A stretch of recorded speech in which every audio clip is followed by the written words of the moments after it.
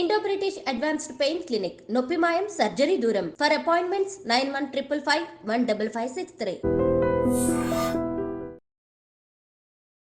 నమస్కారం, welcome to I dream. ధర్మ మార్గం విత్ విజిత కార్యక్రమానికి స్వాగతం.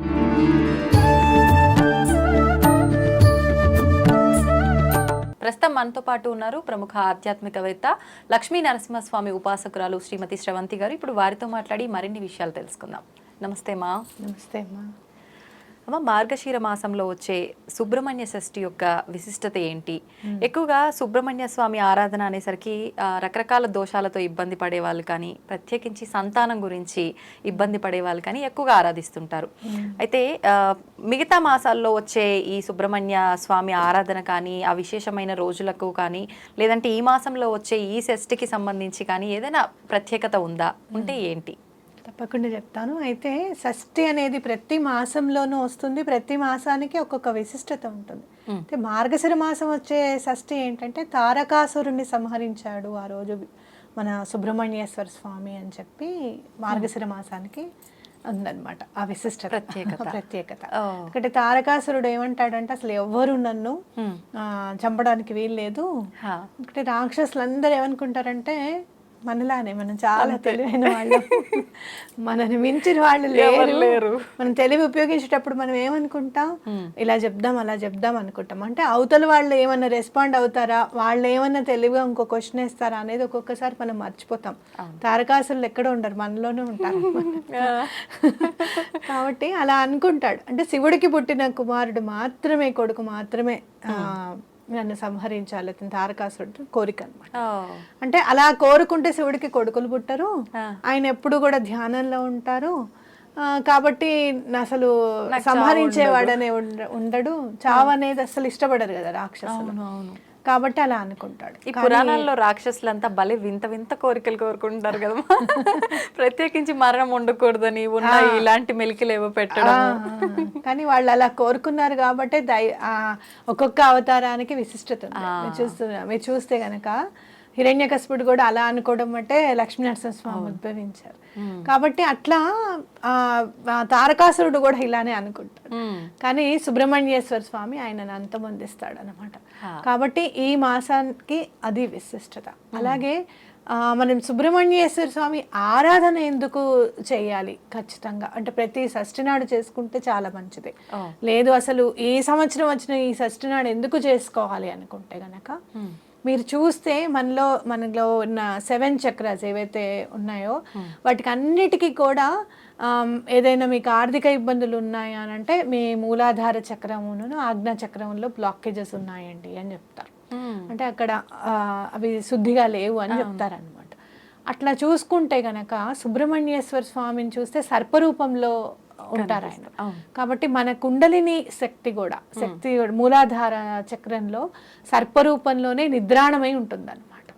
అది మనం ఎప్పుడైతే ఒక్కొక్క స్టెప్ యాక్టివేట్ అవుతూ ఉంటుందో, ఒక్కొక్క స్టెప్ యాక్టివేట్ అవ్వాలి అని అంటే మనం అంత మెడిటేషన్ చేస్తూ ఉండాలి.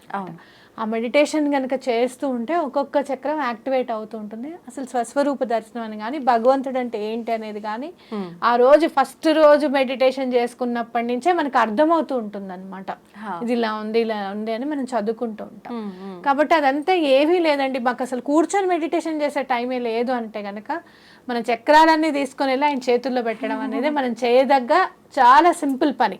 ఆయన నీకు దండం పెడుతున్నాం ఈ 2 చేతులు ఎత్తి, మాకేం కావాలో నువ్వే చూడు స్వామి అని చెప్పి గనక ఆయనకు దండం పెట్టుకుంటే మనకున్న ఈతి బాధలన్నీ కూడా అంటే ఫ్యామిలీ ప్రాబ్లమ్స్ ఏవైతే ఉన్నాయో అవన్నీ సాల్వ్ అవ్వడం కానివ్వు. ఎందుకంటే మీరు చూస్తే గనక పిల్లలు పుట్టాలంటే సుబ్రహ్మణ్యేశ్వర స్వామి, ఏదైనా ఇల్లు స్థలం కొనుక్కోవాలంటే కుజుడికి అధిపతి ఆయన సుబ్రహ్మణ్యేశ్వర స్వామి.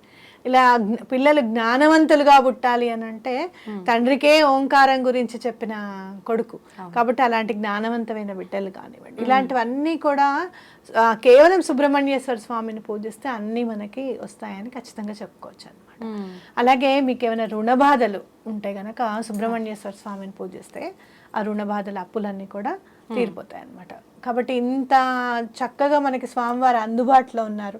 అందులో ఆదిశంకరాచార్యులు రాసిన సుబ్రహ్మణ్యేశ్వర స్వామి కరావలంబ స్తోత్రం ఉంది, అవి చదువుకుంటే ఈ రోజున చాలా మంచిది. ఒకవేళ మీరు విధి విధానంగా ఉపవాసం ఉండి ఆ రోజంతా నెక్స్ట్ డే పొద్దున్నే చక్కగా వటువు ఉండాలి. బ్రాహ్మడు పిల్లవాడికి, చిన్న పిల్లవాడికి ఒడుగు చేస్తారు చూసావా, అలాంటి పిల్లవాడిని తీసుకొని వచ్చి భోజనం పెట్టాలి. ఆ ఉపోసన పోసి భోజనం పెట్టాలన్నమాట.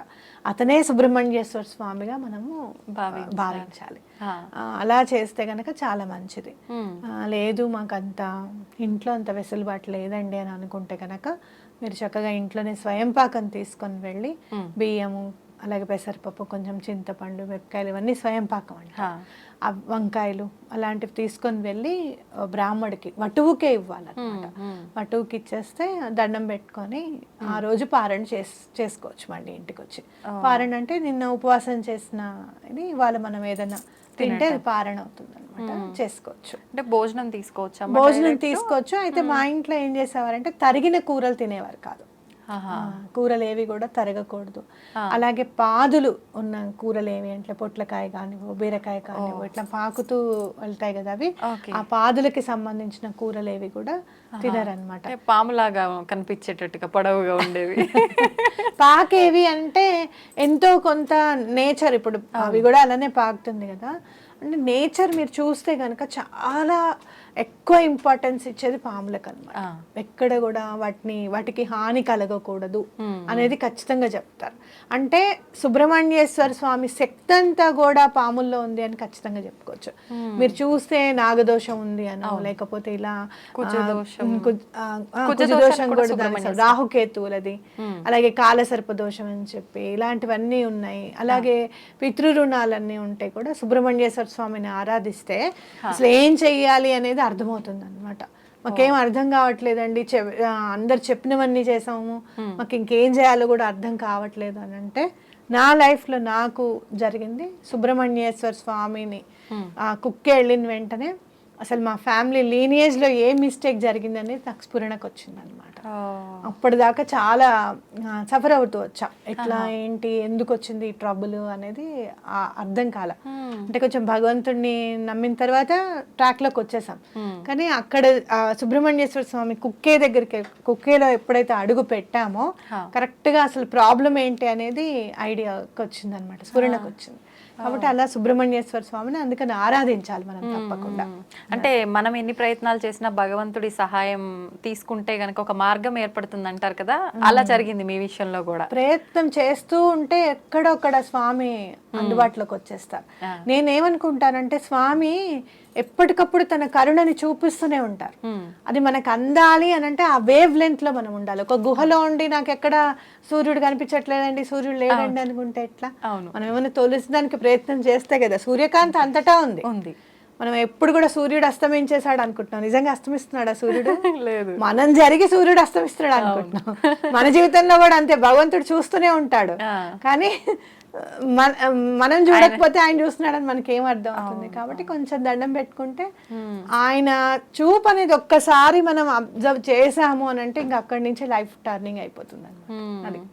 అయితే ఇప్పుడు ఆ రోజు మీరు చెప్పినట్టుగా స్వామికి సంబంధించిన పారాయణం ఏదైనా స్తోత్రం చదువుకుంటేనే సరిపోతుందా, లేదంటే పూజా విధానం కూడా ఏదైనా ప్రత్యేకించి? షోడశోపచార పూజ అనేది చాలా ఇంపార్టెంట్. అలాగే మీరు సుబ్రహ్మణ్యేశ్వర స్వామి ఆరాధన అంటే నాగశిలకి తప్పకుండా వెళ్ళడము, పాలు పోయడము. మీరు ఇంట్లో చిన్న పిల్లవాడిని ఎలా తయారు చేస్తారు అలా స్వామిని తయారు చేసుకోవడము, పూలు అవి పెట్టడం. మనం అనుకుంటాం మనం చేసిన వెంటనే మన తయారంతా తీసేసి పక్క వాళ్ళు చేస్తారని. గర్భగుడిలోకి కూడా వెళ్ళలేని పరిస్థితుల్లో స్వామే బయటకు వచ్చి కూర్చున్నాడు అక్కడ. స్వామి మనకు ఒక్కడికే కొడుకు కాదు, అందరికీ పిల్లవాడే, అంతే కదా. కాబట్టి అలాంటివి ఏం ఫీల్ అవ్వకుండా ఒక్కటి మనం చేయాల్సింది ఏంటి అంటే దీపం కానివ్వండి, లేదు అంటే గనక ధూపాలు కానివ్వండి కొంచెం దూరంగా పెట్టడం, స్వామికి వేడి తగలకుండా అన్నమాట. కాస్త దూరంగా పెట్టుకుంటే చాలు. అంటే అదొకటిను. మీరు అన్నట్టు ఏం చదువుకోవాలంటే సర్పసూక్తానికి సంబంధించి సర్పసూక్తం అని ఉంటుంది, నాగ కవచం అని ఉంటుంది, సుబ్రహ్మణ్యేశ్వర స్వామి కరావలంబ స్తోత్రం ఉంటుంది. ఇవి చదువుకుంటే చాలా మంచిది. అయితే ఇంట్లో షోడశోపచార పూజ చేసుకొని ఇలానే ధూపం దగ్గరికి వచ్చినప్పుడు ఇవన్నీ చదువుకొని మిగతా ప్రసాదంగా స్వామికి మెత్తడివి పెట్టడం, అరటి పండు కానివ్వండి, చలివిడి కానివ్వండి, నువ్వులుండ కానివ్వండి, ఇలాంటివి ప్రసాదంగా పెడితే చాలా ఇష్టం స్వామి. అంటే మనకు నాగుల పంచమి రోజు, చవితి రోజు ఏదైతే విధానం ఆచరిస్తామో ఆల్మోస్ట్ అదే ఈ రోజు కూడా. అంతే. పేలాలు ఏవో కూడా నివేదన చేసే సాంప్రదాయం కొన్ని ప్రాంతాల్లో ఉంటుంది పేలాల్లో అంటే కదమ్మా? పాలల్లో కొంచెం ఏదైనా వేస్తారు, ఉత్తి పాలు పెట్టకుండా పేలాలు కొంచెం మామూలుగా పొడి కొట్టేసి అది కలిపి పెట్టడం, అదే ప్రసాదంగా తీసుకొని ఆ రోజు ఉండడం, అన్నం తినకుండా ఉపవాసం. ఇట్లా మామూలుగా కొంతమంది అన్నం తినరు కదా, ఇంకా ఆ రోజు తినద్దు అని అనుకుంటే అది సాయంత్రం పూట అదే వాళ్ళు ప్రసాదంగా తినడం అనేది చేయొచ్చు అనమాట. అంటే కాకపోతే ఓపిక ఉండాలి కదా, ఆ రోజంతా తినకుండా ఉండాలి. అయితే ఎవరైతే పిల్లల కోసం చూస్తున్నారో తప్పకుండా ఈ మార్గశిర షష్ఠి కనుక చేస్తే చాలా బాగా వాళ్ళకి, అంటే నెక్స్ట్ ఇయర్ కి వాళ్ళు కన్సీవ్ అవ్వడానికి ఛాన్సెస్ ఉంటుంది అనమాట. వెంటనే ఫలితం అనేది ఉంటుంది. తప్పకుండా. అంటే మన జాతకంలో కుజదోషము ఇలాంటి దోషాలు ఉన్నా కూడా పరిహారం ఏమీ చేయకుండా ఈ ఒక పూజ చేసుకుంటే ఖచ్చితంగా ఫలితం ఇదే వస్తుందా? పరిహారంగా ఇదే పనిచేస్తుంది. పరిహారంగా. పరిహారము అని అంటే ఏంటి, భగవంతుడికి మనని మనం సమర్పించుకోవడం. హా. అది ఎలా సమర్పించుకోవాలి అంటే ఇలాంటివి ఇంపార్టెంట్ డేస్ అప్పుడు కనుక సమర్పించుకుంటే మీకు ప్రకృతి కూడా చాలా, మార్గశిర షష్ఠి మీరు చూస్తే పౌర్ణమి ఉందనుకోండి, ఆశ్వీజ పౌర్ణమి ఎంతో చాలా అందంగా ఉంటుంది. ఆశ్వీజ మాసంలో వచ్చే పౌర్ణమి చంద్రుడు చాలా డిఫరెంట్ గా ఉంటాడు. అలాగే మీరు ఆషాఢ మాసంలో పౌర్ణమి చూస్తే వంచిన బ్లూ మూన్, అదే బ్లూ కలర్ లో ఉంటాడు మూన్ మీరు చూస్తే కదా. అట్లా ప్రతి మాసానికి ఒక విశిష్టత ఉంటుంది. ఈ మార్గశిర మాసం కూడా అదే విశిష్టత. ఈ షష్ఠి నాడు గనక మీరు పూజిస్తే తప్పకుండా ఎటువంటి పరిస్థితుల్లోనూ స్వామి అనుగ్రహిస్తారు అని ఖచ్చితంగా చెప్పుకోవచ్చు. ఓకే, సంతోషం అమ్మా. సుబ్రహ్మణ్య స్వామి ఆరాధన గురించి నిజంగా చాలా చక్కగా వివరించారు. ప్రస్తుత కాలంలో చాలా మంది సంతానం గురించి ఎక్కువ ఇబ్బంది పడే వాళ్ళు ఉన్నారు. వాళ్ళందరికీ ఎంతో మంచి పూజా విధానం నిజంగా ఇదైతే. ధన్యవాదాలమ్మా.